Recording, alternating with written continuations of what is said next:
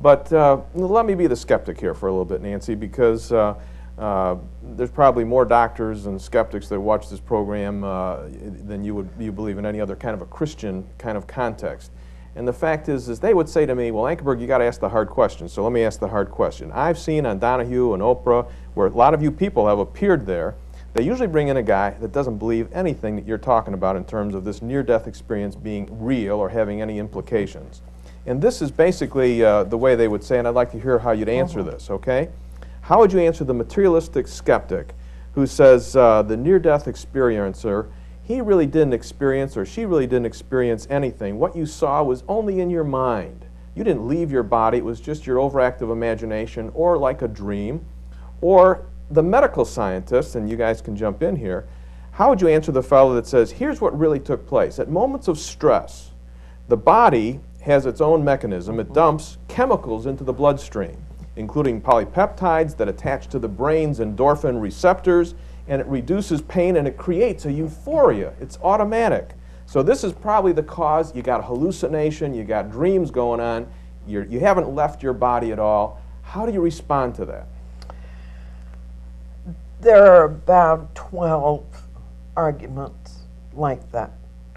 And it may be lack of oxygen, any of these physiological bases. And frankly, my bottom line on this is that every human experience is a physiologically based experience because we are physiological creatures. That's how we work.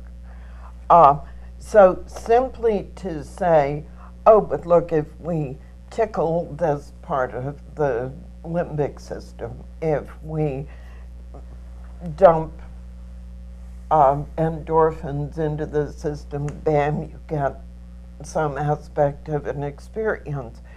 You get some aspect of an experience maybe, but lives don't change. Let me jump in here also. You can't explain it physiologically because often they, and it's documented, they see what's going on far away.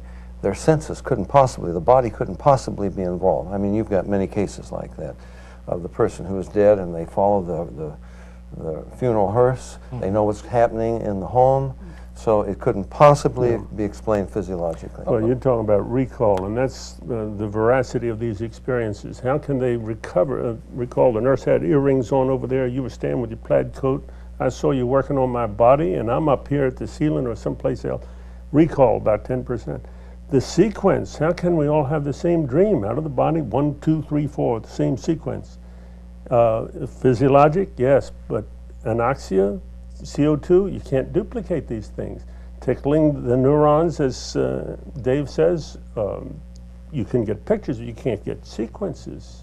Right. But Dr. Rawlings, I'm talking about seeing something that's happening miles away from where that body is. Yeah. That cannot be explained physiologically. We're going to take a